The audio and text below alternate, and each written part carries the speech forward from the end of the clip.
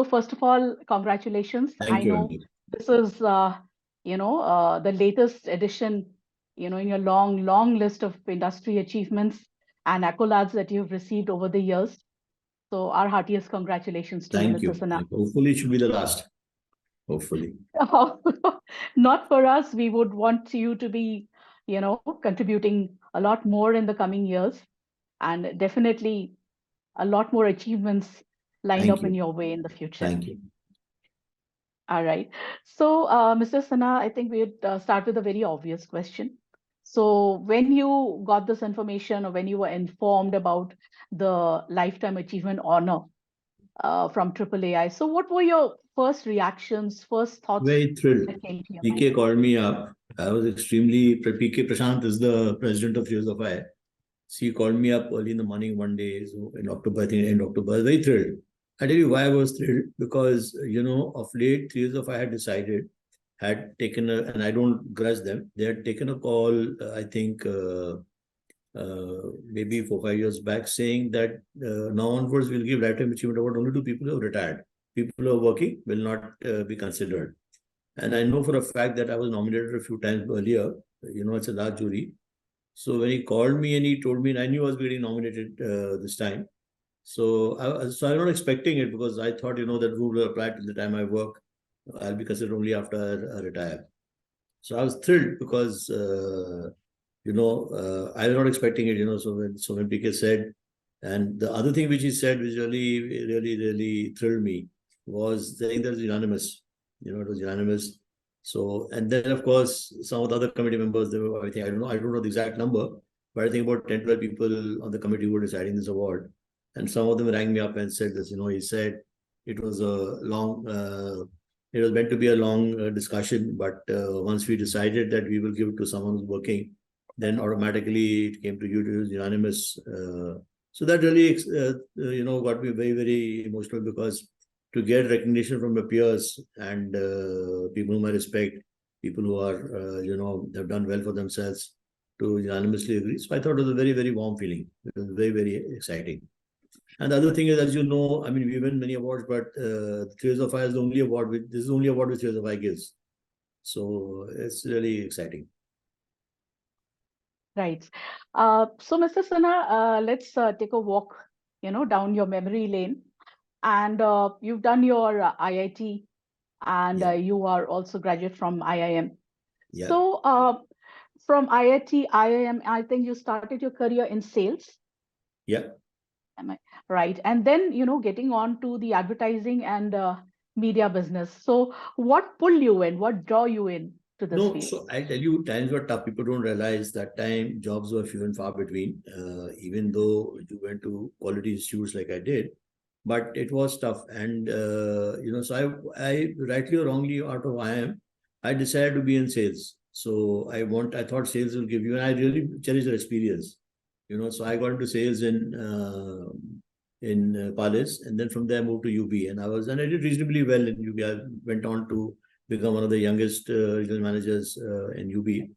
So I went on, but a lot of my friends were in marketing and advertising, and they used to talk about the power of advertising and marketing. And my boss, D.D. Saxena, who used to be my boss in UB, decided to join Ulka.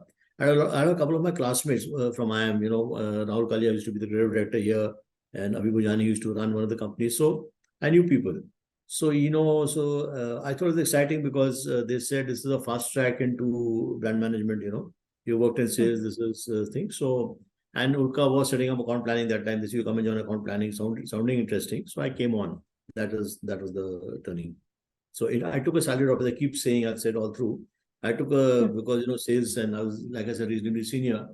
And so I had to take a 20% salary drop. I forget, it's about 20% or so salary drop which I took, but I thought it'd be worth the experience. So that's why I entered advertising. Right. So when you joined the advertising industry, I think around more than 3 decades back. Yeah, 86. So 86. So could you take us through what the advertising scenario in India was at that time? I can talk about the Ulka story and also some other agencies. It was very limited. It was a small industry. there was focus on, and I'm not saying it negatively, I'm just saying the way the state of the industry was. The print was still very big, TV had still not arrived. It was all print. TV was there, but it was not that big as a medium. And, and the people who are all running leading agencies are very good, intuitive people. Except agencies like Lintas and JWT, which used to get in, or HTR was called, used to get a lot of MBAs. The other Indian agencies never got so many MBAs in. And it was all, they were, focused on creativity, rightly so. And print was a very strong medium. And in those days, print meant English print. So a lot of them were very good English speaking print people. So I think all the small agencies are very fine, talented people, but they're all creative people. So they ran it like a creative shop. I don't know whether they had a business sense of how to run businesses. Media was very, very small because media had a very limited role to play. So it was very creative driven people, strategy also small. So I think, but it changed. Fortunately, I joined at a time when it changed dramatically. So I think from there I saw, maybe in 10 years' time, I mean, TV already come. We did a lot of work on television. We launched television, but I think the transition, the growth of television happened at that time. The whole in Hindi idiom, the speaking, the all the big boys, the Piyush equivalent to all that. Those 10 years saw the change. So so I was lucky to join at the right time. Right. So you have seen the entire media function evolving right in front of your eyes. And not just that, you have been one of the torchbearers who propel this industry forward. So could you share us some of the important benchmarks in how the business of media planning and buying grew in India, right from the stage where it played a very minuscule role in Yeah. advertising to where it stands today? So, It's a I used very to do long general journey. management. We were in account, we were doing from a very, account planning, I moved into servicing. And a lot of media we do ourselves. It was very intuitive because databases were small, it was all print driven, IRS used to be there. And a lot of it, television was relatively new. So I remember when we started, I used to work on a client called Sibagai Geet that does that famous Binaka Sibaka campaign when we were there. Yes. And buying, there's no planning because it was buying spots on Chitrahar and movies, Hindi feature film. So it was your ability to go to Delhi and go to Doordarshan and this one Mr. Bedi, who's the head of commercial in Doordarshan, getting spots out of him. So once you get your spots on prime time, that's it. There was nothing else required. Then of course Z came and Z launched, and then after that things changed. But we used to run my thing to media was an interesting story which I haven't told anyone when I've spoken about it in this last 7 days. I've not spoken about it. So Siba used to run a program called Geetmala, and this is my interest in media started. With Mr. Amin Siani. They used to run Geetmala. And then that is the time when I was there, Bidaka, so they had to get Geetmala into India. And because, the radio signal was getting weak, Ved Bharati become very strong. There was some little bit of antagonism between, Sri Lanka and Radio Ceylon and Ved Bharati because when it had gone out, become a very popular program, Aminji had made it very big. So they involved the agencies. So at a young age, I got exposure to media. I was sent. The big thing was the agencies were very small that time. There were no these layered structures. So Bart told me, why don't you go and negotiate? I must have been 26, 27. So I went, met the Director General of Ved Bharati along with the SIBA guys, and we came on. And Ved Bharati said that when Mr. Sani would run the program, but we want someone in the middle. We want someone to front it, and which is when so Sipa guy, I still remember the general manager, Sipa was a very senior man, who was the head of the division, turned around and looked at Ulka will do it. So everyone looked around at Ulka, who said, you. So I was the producer, I was made the producer of the program for a short period. We ran it for 2-3 years. But terrific learning. Mr. Siani used to run it every week, producing a program. He would do the content. We would, all the letters would come to us, and that started. So I think in a way, because there was no specialized media, radio is very powerful, and I still believe radio is powerful. So we got exposure. Nitin Kargar, my colleague, and we got tremendous exposure to the way media works. From there, we went to television. Television is there. And then, so the journey evolved. So I think we got interested in that. And of course, to cut quickly so that I don't make it very long, in 2023, 24, in 2003, 2004, when it became so, I started showing interest in media. So FCB, not IPG, but within FCB, that's not part of IPG. They created a regional role, and I was the first guy to get a role. No one knows this. 2003, the role came to me, and that is when Lever had just started. 2099, no, Lever started the consolidation of media. So, Fulcrum, Mindshare Fulcrum was formed that time, and we were wondering what is this. So I did that role, and then I keep saying, I said my acceptance speech also when Tata AOR broke up. So a lot of that business came to us, courtesy Mr. Ravikant, and so we created Lodestar, and Lodestar started. So then, of course, it evolved dramatically. Television became big; it became so fragmented. So many government opened up, India opened up, and there's so hundreds of channels which came in. So it became more complex. Planning became complex, and now, of course, in the last 6-7 years, digital has taken over. So I think it's a great journey. I mean, for learning. But I do thank Amit Sani for agreeing to accept me as a producer of the program along with him. I mean, Dulka name used to go.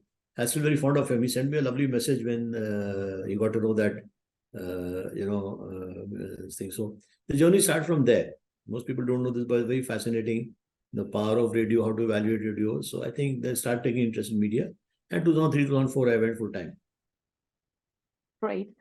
Now, since you've mentioned Amin Sayani here, so he became a cult figure thanks to Geetmala.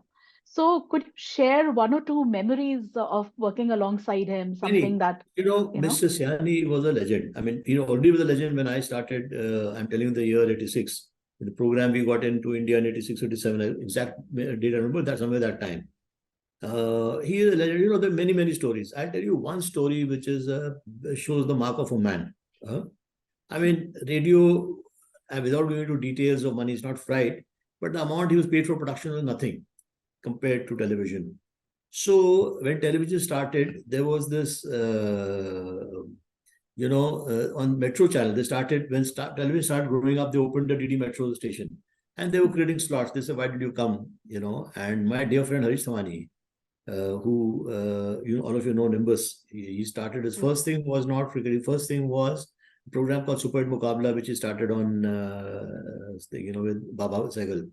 So he walked up to me. I knew Harish used to be in advertising, and he said, well, why don't you do this program with Amin Saab? That was a great idea. I thought it was a fabulous idea because the original countdown show in this country was a legend, was Binaga Geetmala, Subaga Geetmala as it became. So I walked up to Siba. Siba said, fine, you convince Amin Rai, we are all right. I went to Minsani. I must have spent dozens of meetings with Amin Saab. And Amin Saab refused. And why he said no, and it's not right for me to say it, he should say it. But what his reasons were two. One, he said, I don't have good teeth. I'm endorsing Siva Gagi and Vinaka's thing. I don't think that looks nice. Consumers will see that this guy is not being loyal to this thing.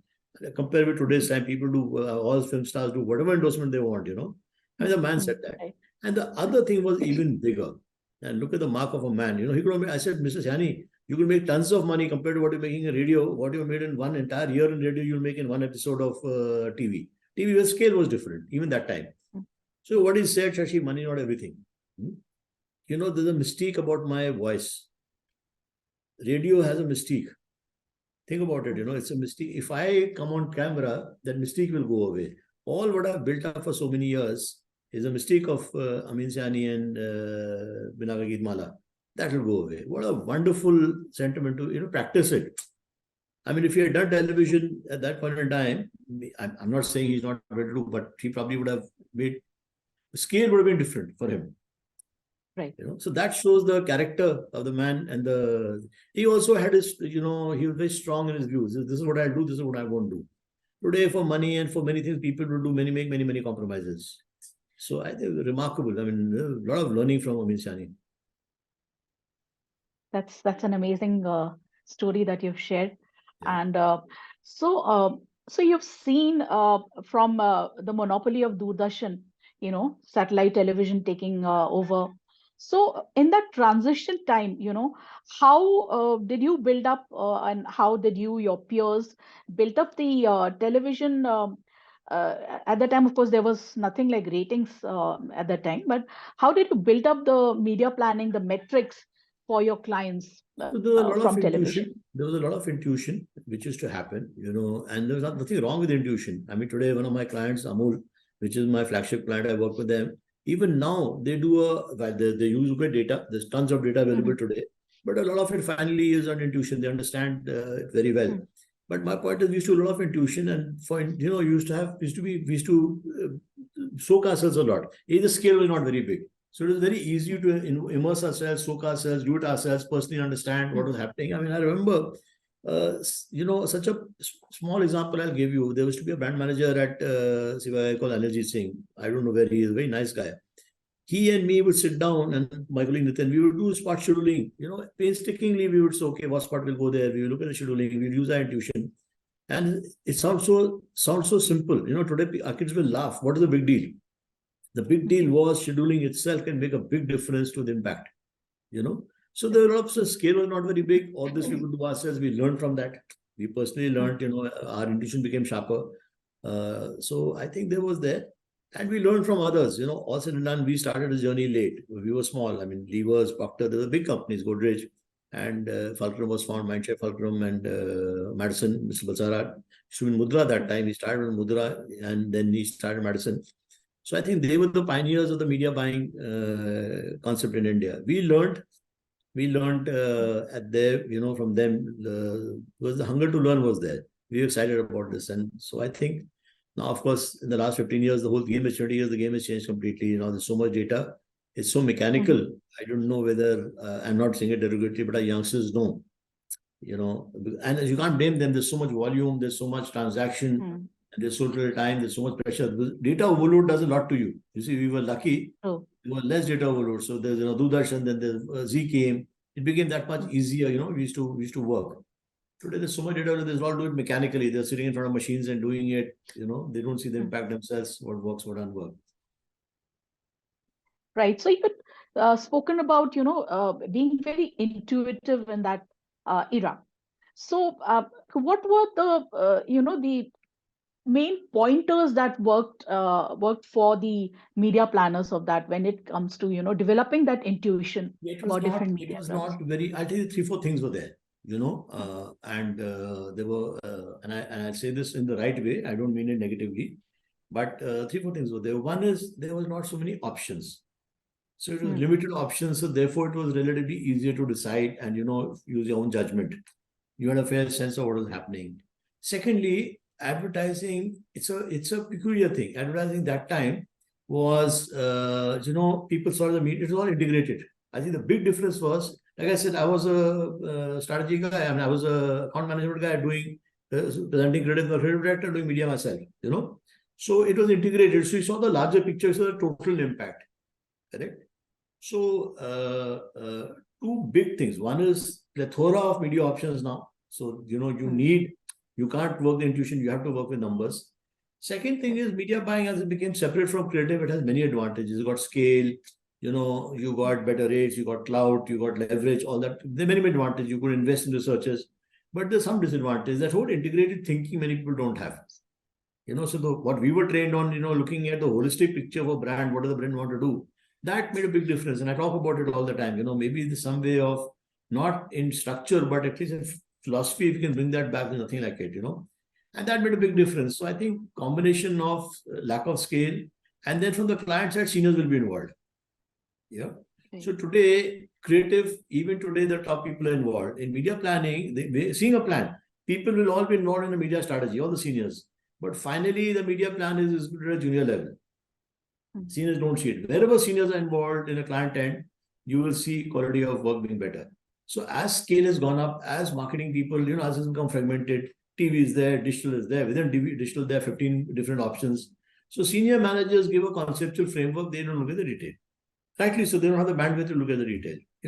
And the more junior you get, and nothing, it's just confidence. If I'm senior, I have the confidence to take a stance. If I'm junior, I'll go by data. Data will give you one direction, but will not give you what you call intuition, will not give you that, this how impact will come. So this is what it is. Right. So from the television era, like as you said, in the last less than about a decade back, we saw this massive, massive transition to digital. Now, what changes did digital bring about in the way media planning and buying started happening? So I think three, four things. One is it's a high volume business because the Hmm. transaction cost, which people don't understand this. From print to TV to digital, there has been a reduction in unit value. So every spot or every whatever unit you transact, the values come down. Correct. So if you're buying a ad in Times of India versus buying a TV spot versus ad in you on YouTube, the per unit values come down. So the money is the same. So the transactions are huge. The number of transactions are huge. So what is happening? The difference between people doing strategy and implementing gap has gone up hell of a lot. And like I said, God is in the details. God is in the implementation. So that's one. Second is the good thing is that it started level playing field. So it's not that you were senior, therefore you knew more. Now everyone, it's reverse. The youngsters probably they play more with it than the seniors. So unlike in the old era of media or advertising per se, the more senior you got, you had plethora of experience to build on and create. Here, digital is reverse. A guy who's young can give as good a strategy or give as good an insight as someone who's worked 15 years in the business, So it's a great level up, which is a very good thing because that's what the democratization of advertising has happened. Anyone can have a point of view. So there are pros and cons. The volumes have become huge. The transaction costs the transactions are huge. Therefore, per unit value is low. So the quality of thinking comes down because you're obviously media agencies operate on volumes and pay for then margins. Margins for us are low. So the quality of thinking comes down. That's the downside. The advantage is that everyone is as competent to do it as a senior. There's no junior, senior. Everyone is adept. Right. So, Mr. Sinha, you are a mentor to many, many, many people in the industry today.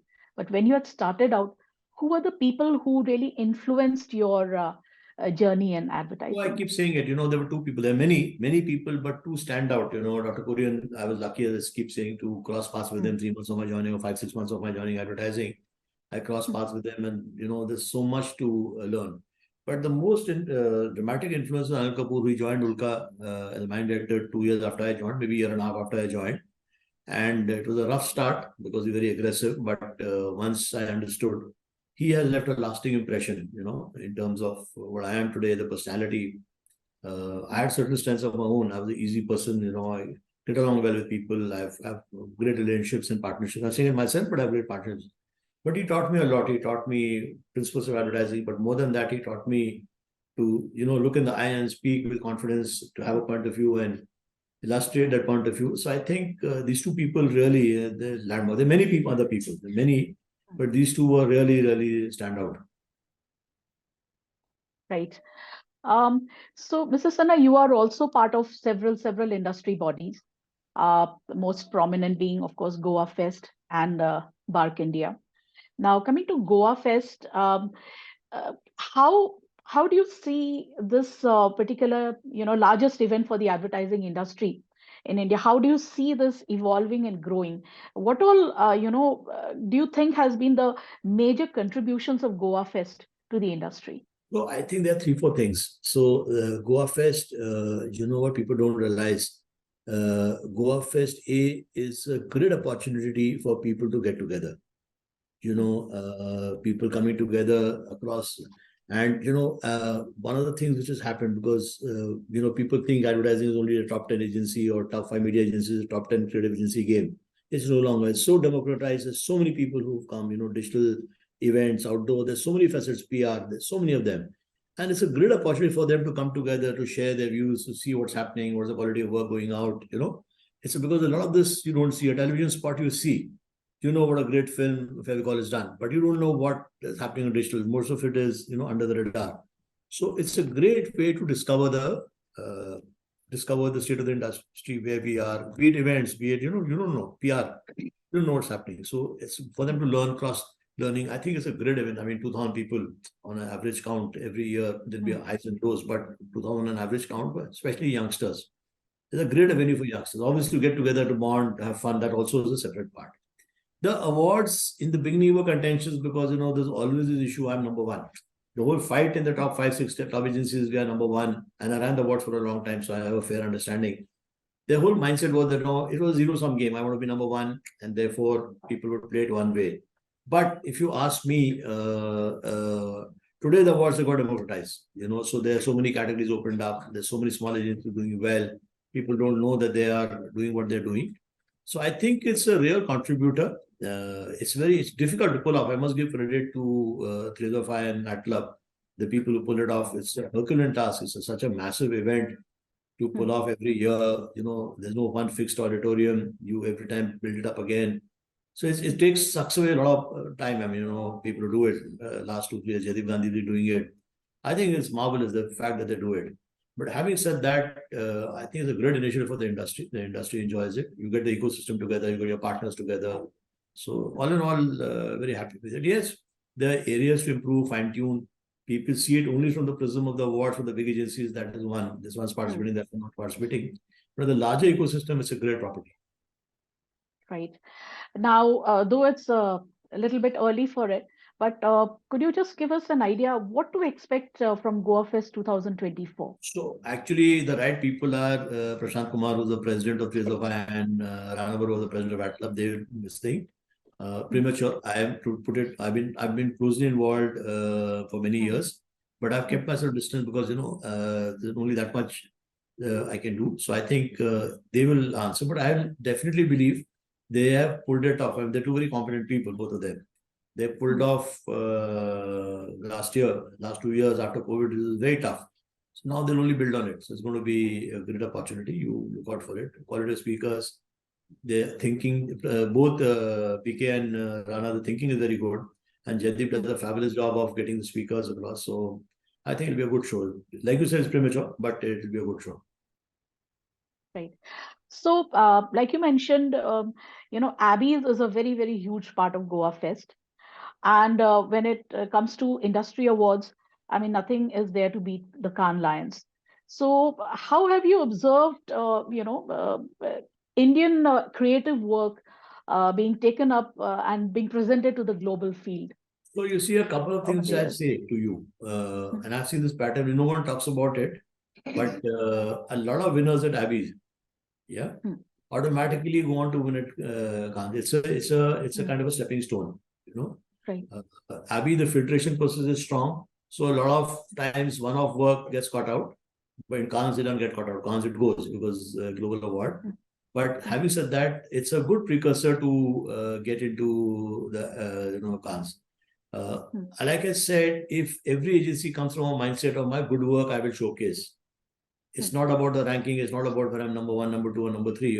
If I get over that hangover that I have to be number one or number two, so then it's a great opportunity, which is what you're seeing. A lot of small agencies come in, they're happy to participate, they win. You find, people who are winning, especially in the digital side. Digital today, democracy has happened. There's no one who's got control. But if you come from a mindset of, that I have to be number one for my image and for my creative stature, then you will not participate, But I genuinely feel that people are today mature. Industry leaders understood that, it's no longer about being number one, it's being about, and it's also a great energizer for youngsters. Whoever wins, it's a great energy booster. So today I can assure you, a lot of creative heads and agency heads are getting pressure from the youngsters. Why are you not participating? Because whatever we win is an energy booster for us. It's a great feeling of high. So I think all in all, it went through a bit of a hiccup many years back. People in this whole fight, who's won, who's not. But now it's back on track where people are coming in. Last year saw Lintas coming on and many other agencies. So I'm sure this time the committee will work to get more agencies on. So it's a good place to be. Right, right. So you've spoken about the youngsters, and I mean, in fact, pressurizing their seniors to participate.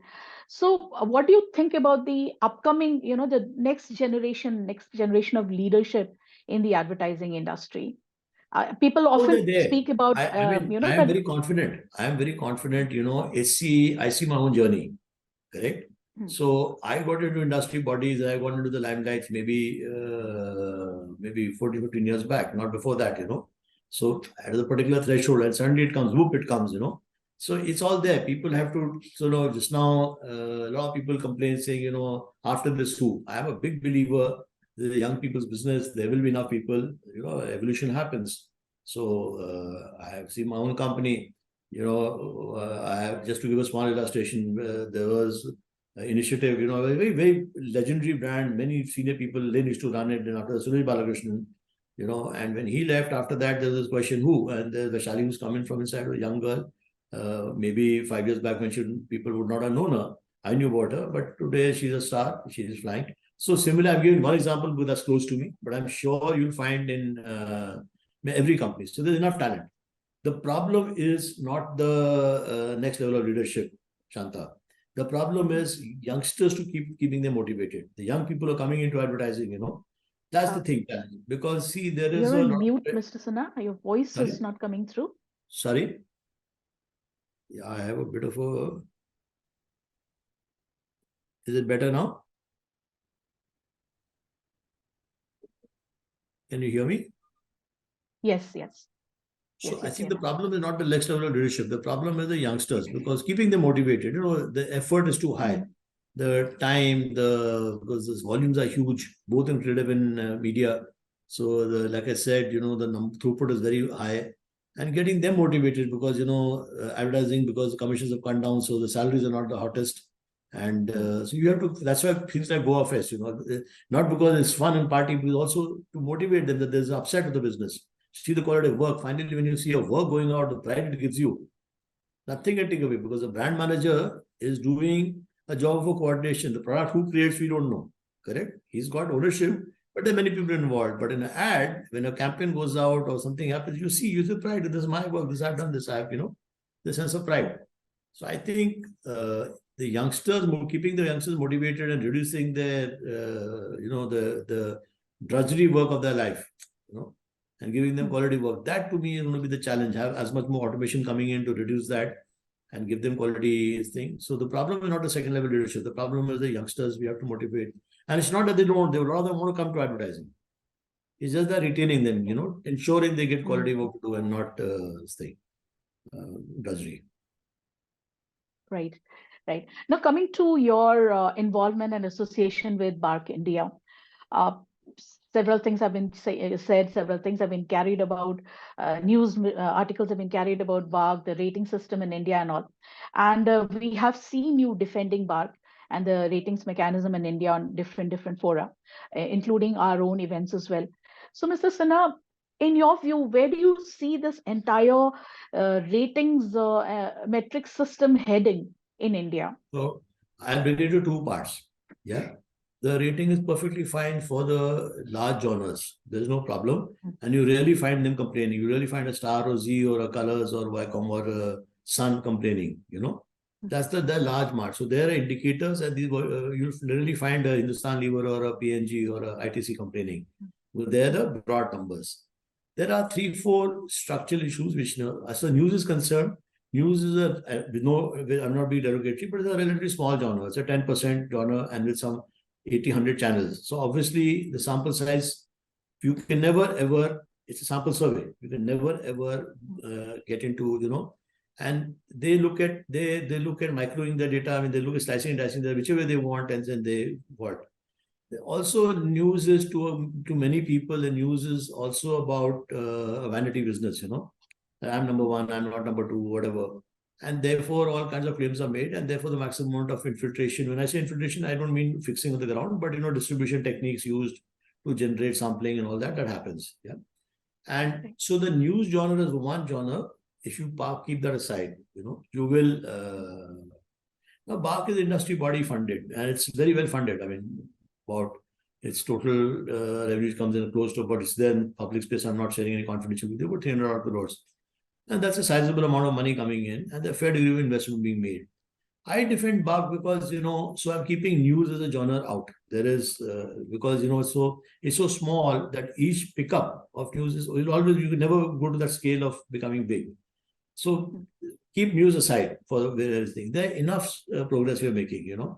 Now, I think, and I keep saying it, if the stakeholders align on something, things happen quickly.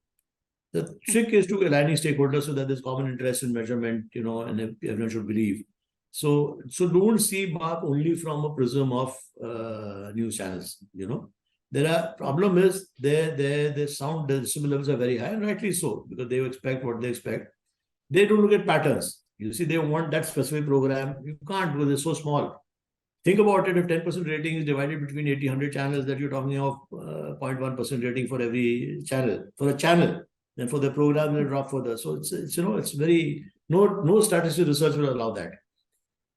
Having said that, I think there are many things in Bach I'm excited about. And I think if stakeholders come together and decide this is the future we want, then many things can be done, you know. So I think I've spoken about niches, that how niches can be measured better. You know, this whole OTT has gone away because we're not measuring niches well. We focus a lot on button pressing. Because of that, the quality of homes you go to was one. So how do we, you know, and we're working on that. How do we measure? So, you know, it finally, remember one thing, that very few OTT guys make money. Chances are all of them are losing money. But India will never be a subscription market. It will always be an advertising market. You know, advertising will play a critical role. Television is the monster which is making the profit, which will feed OTT. At some point in time, I mean, Netflix deciding to go ad revenue model. So finally, so I think it's important to ensure the growth of television. And I'm not saying artificial growth, but genuine growth of television. And television will grow if measurement is important, if we allow television to measure. So, for example, if we allow niches to be measured better quality, you know, if people like you and me, who will never allow a Bach meter at our home, but if we are measured and we watch what we are watching, then why will not a TV guy put content on TV, HD channel or a DTH rather than putting it on OTT? You know, he'll make more money from advertising. So I think we are so caught up in the, with no offense meant, the ad gullies and the other sides of the world, and the news channels are all news driven. But if we focus on the mass where the revenue is coming from, the news revenue is not more than 10 to 15% in broadly of the total ADEX first thing, and 10% of the ratings. So news, of course, we have to fix. I'm not sidestepping that we will not fix. News has to be fixed in 5 ways. There are 5 ways, talk about it separately. But if we focus on how do we ensure the whatever's in television is measured accurately so that them get them to get their fair share. For example, like I said, segments is a very big thing. How do you ensure top end, how and bottom end is measured, you know? So I think there's a lot of good stuff Bach is doing. I mean, they're so caught up in this whole, they get distracted, but there's a lot of progress they make. It's a very competent team in Nakul Trans. And they're doing, I'm not saying it because I'm chairman, I have to defend them, but I think I see the work which I'm doing. Which is why I try and evangelize on them. They're so caught up that they're busy chasing the fires, but I evangelize because I know what they're doing. Right, right. So now this is television ratings. Now digital, as you said, is a numbers game. It's a high volume game, and there are loads and loads of data. So what about the digital measurement They're capable of metrics? measuring it. The stakeholders have to agree. Like I Hmm. said, you know, it's all in India, and I keep saying it. It's not a new thing which I'm saying to you.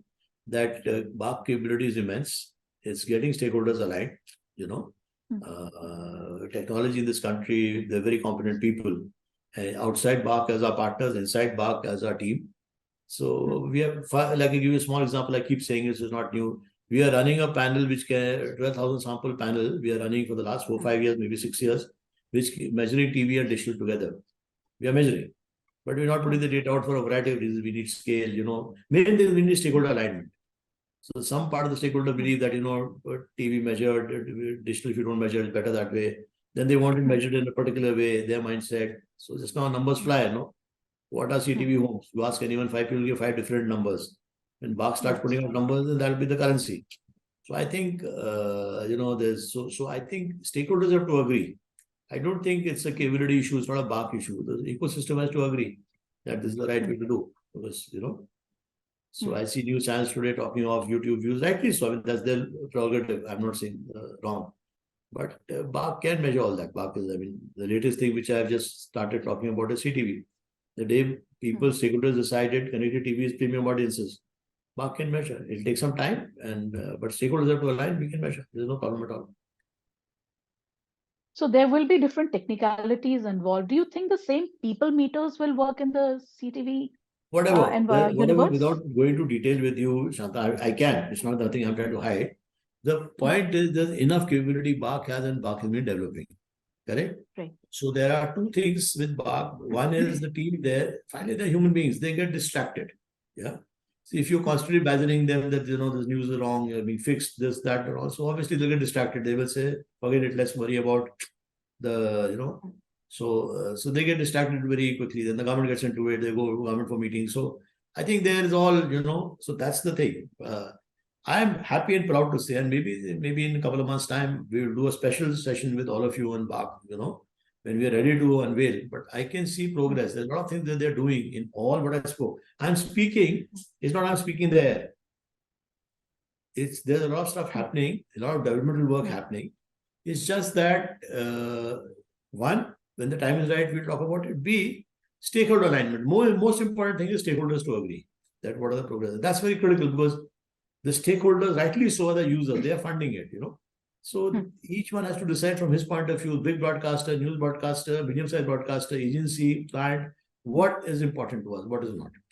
And that is the thing, So to change always is difficult, and that's what my job is, to ensure the stakeholders align. So I'm saying that for people who don't know, see, chances are things are going good, no one complains. So no one from the GEC will have complained to you, Bak is not doing a good job, this, that, You never get a complaint, Shanta, you're the editor, so you never get a complaint from we all get from the news guys. The news guys are complaining. Anyone who loses, so there are issues.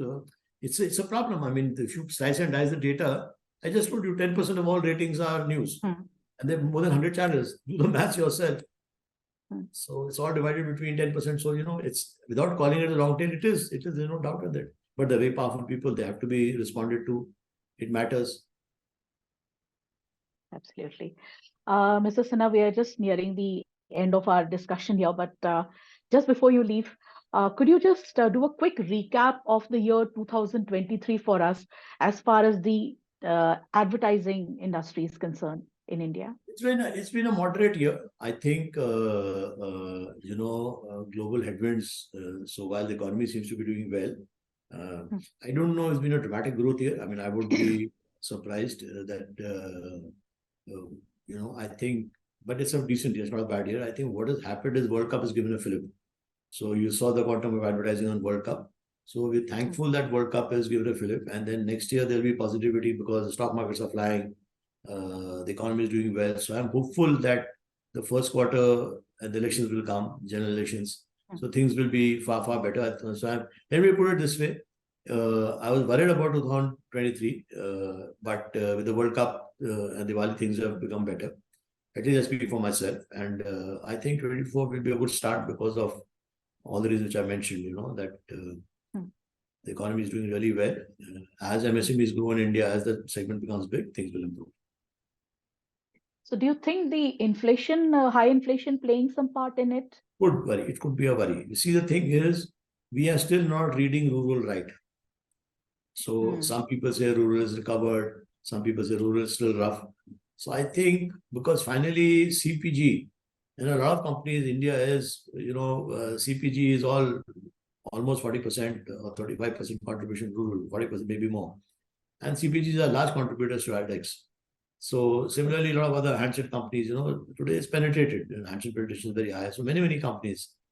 So I think because all the e-commerce becomes soft now for obvious reasons. So you're going back to the conventional advertisers. When you're going back to the conventional advertisers, rural will play a role. May not be the vital role, but it will play a role. And that if it doesn't come back, then they will be, that will be under pressure. Right. So that's the caution I would give. Okay. And on a last note, what is your vision for IPG Media Brands in 2024? I want, you see, I'm a big believer of people from inside. And, we, at the leadership level, there are hardly any people, my top 20, 30, they're all insiders. When I say insiders, doesn't mean you have to start day one with us. But maybe 7, 8 years, 10 years, you philosophically and mentally and culturally you become an insider, think the same language. So I'm very proud of the team which we have here. Collectively, all of us, about 10, 11 of the leadership team.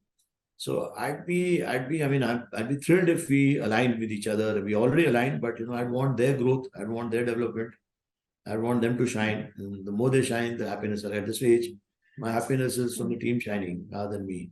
It's very interesting. One of the biggest pitches we didn't win it. But one of my leaders, I said, shall I come? He said, no, I'll run it. And she's won a lot in the last 1 year. She said, when I need you, I'll call you or I'll seek your advice. So that's my high. That, when I used to lead from the front, now it doesn't necessarily mean leading from the front. It means leading from behind. So I think that's a good transition to make mentally. Right.